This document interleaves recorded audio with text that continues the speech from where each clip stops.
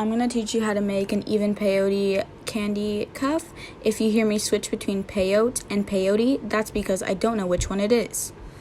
So you're going to start by taking your length of string and fold it in half so you have two little bits of string at the end. I'm starting from black, which would be the bottom, and I'm going to put one bead on each side, and then I'm going to fold the string together and put one bead onto both strings. And I'm going to repeat that same pattern with the white and the purple. And this sort of cuff, because it's an even, it will end with one bead and the two strings coming out of that one bead. Whereas if you look at like the pansexual set behind me, that has 3 colors, and that will feature an odd peyote, which I think is a little bit more difficult. So here I'm tightening the structure so it stays taut and neat, and you'll see that now the 2 strings are coming out of this one purple bead, and that's when I can start to build my rows. I typically only use one side of the bead, or one side of the string. You can use both if you like to build evenly, but at the end of the day, it doesn't really matter. So I'm starting a new row, and I'm lacing up that purple bead and pulling it through the white bead that is basically sticking out right at me. Next, I'm going to pull that gray bead through a white and a black bead that are sticking out. That's why I think this tutorial is fairly easy, because I would say that the beads are fairly obvious to see, and if you have a pretty simple color scheme like I do, I'm doing the ace flag right now, everything is fairly easy to see. I would only be cautious to make sure that you're tightening each row when you start it, just because that keeps a nicer structure to your cuff. You'll also notice that the other side of the string that I'm not working with is pulled taut. Typically, if I'm working with something like this, I tie the other side of the string that I am not using to sort of like a furniture thing. Right now, it's tied to a cabinet handle, and this just keeps one side taut the same way that my hand would keep it taut, but that gives me the ability to use both of my hands, and so that makes things a lot easier for me. You don't have to. I definitely thought I was smart as hell for doing this, but it's just a weird thing that I choose to do. Again, these beads are basically sticking out at us, and I'm pulling these through pretty tight.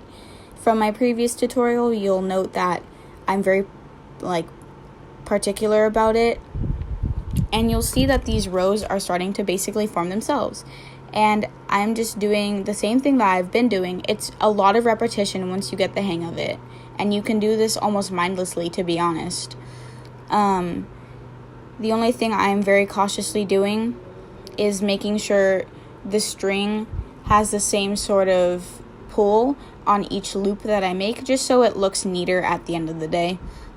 You'll see here now that I am starting to finish, and this part is important because you need to have these 2 sides fit together like puzzle pieces. So you'll see that one side has the purple and gray sticking out, and the other has the black and white sticking out. That is so that they can quite literally fit together just like that, sort of like a puzzle piece. And while I close these, for lack of better terms, I do a sort of corsetting thing. I'm pulling the string from one side over to the same colored bead on the other side, and that creates that same sort of loop that we have going around our entire bracelet. From there, sort of with no entire rhyme or reason, I am basically just weaving the string between all of those end beads and pulling tight in a pseudo corsetting motion, just to make sure that everything is attached to each other and that nothing looks loose. And then for after that, I'm going to sort of pull these pretty snug, and then I'm going to knot it, not exactly near the end, but sort of hidden between some beads so I can hide it. For the other side of the string that has been pretty much left unattended, I'm not going to corset that one twice. You can do the same thing that I'm doing right here with the second string. It won't hurt anything. It will probably just make a stronger cuff. I just prefer not to do that because I don't want a singular loop with 2 strings coming through, but I'm picky in that sense. So for that one, I'm just going to sort of sneak it in and hide it among the other beads and tie a knot there.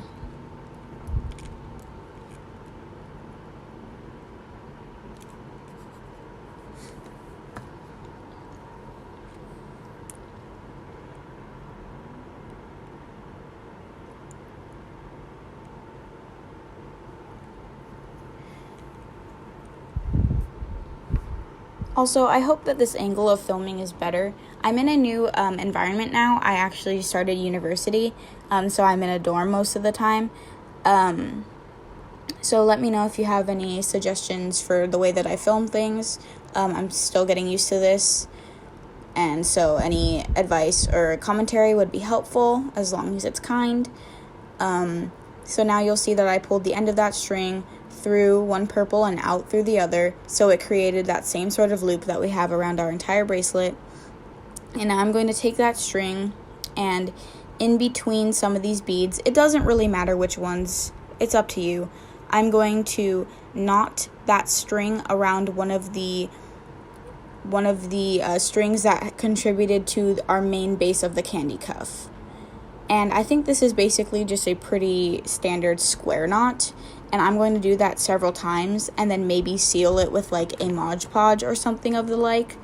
And then I pull pretty taut through another bead before snipping it, just so I can sort of hide the knots to the best of my ability. And you'll see now that I did cut off the excess from the other side, and I'm doing the same thing where I'm just creating that sort of 4 shape. I think it's, like a sort of 4 shape with my hands, triangle, 4, whatever, and that's what I use to do a knot. And that's the end of your even peyote tutorial. I hope it was helpful. I consider this to be very easy, but if you have any questions, I would be happy to answer them. Thank you so much for watching.